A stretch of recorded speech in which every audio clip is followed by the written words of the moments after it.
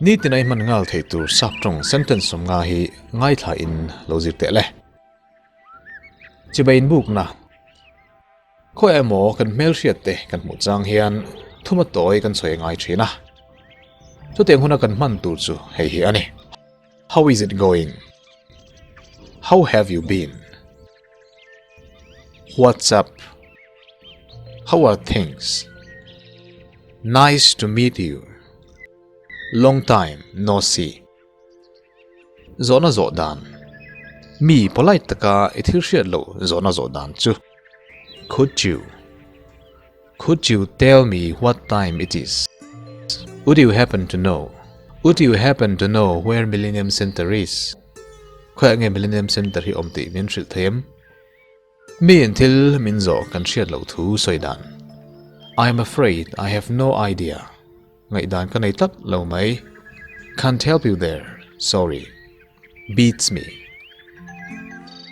Mi in thil soi kan hriat chian lo changa soi non le tura ti na. Excuse me? Sorry, I did not catch that. Itu soi ka man lo. Would you mind repeating that? Isoi non le thengem. Could you speak a little more slowly? Itong muang deu thengem. Mi in thil min zo kan chan thei lo thu soi dan. I don't have an opinion on the matter.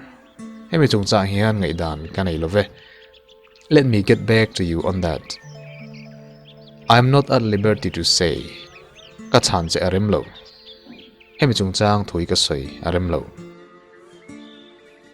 Mi an ngai dan kan zo don chuan hetiang hian kan soyang. What do you think about that? Ngai dan.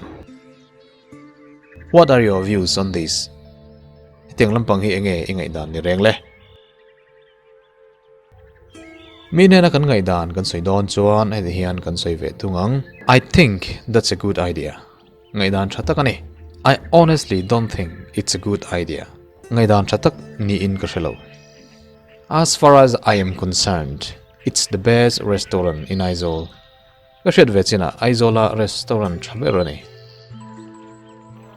Mi thu soi mo an roman na te mo kan thlop thu soi dan. I could not agree more. Kapom khop mai. You are absolutely right. Idik lutuk. I agree with you 100%. Za in ka thlopa che. You hit the nail on the head. Hi ani na ngau wale chuan lua perek ichulut tina ani. Chu thil chiang tak soinan an mang ani. Mi thu soi mo an roman te mo kan thlop lo thu soidan ve thung. I am not sure I agree. I am afraid I disagree. I think you are mistaken. It is walni in kashia. Mi anin belai mo, an boy lai mo, vabiak kan mamo changa polite taka vabiak dan. Sorry to interrupt you. Min lo thiam lok. Can I stop you there for a moment? Kalau be boy lok thei chungem. Do you mind if I jump in here? Mi nena permission dil dan. Do you mind if I use your phone?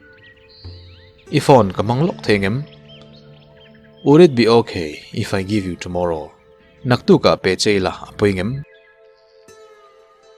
Lom thu soidan. Thanks a million. I really appreciate it. That's very kind of you. I can't thank you enough. Ilaka hian lom thu soi na satakin ka ba. Cheers. Mi nena min lo ngak lok tura ti na. Can you hold a moment, please? Hang on a second. Bear with me just a moment. I'll be right with you. Kan thil ti sual ngai dam dil dan. I'm really sorry about that. Please accept my apologies. Mi in ngai dam min dil na kan lo pom thu soi dan. Don't worry about that. No worries.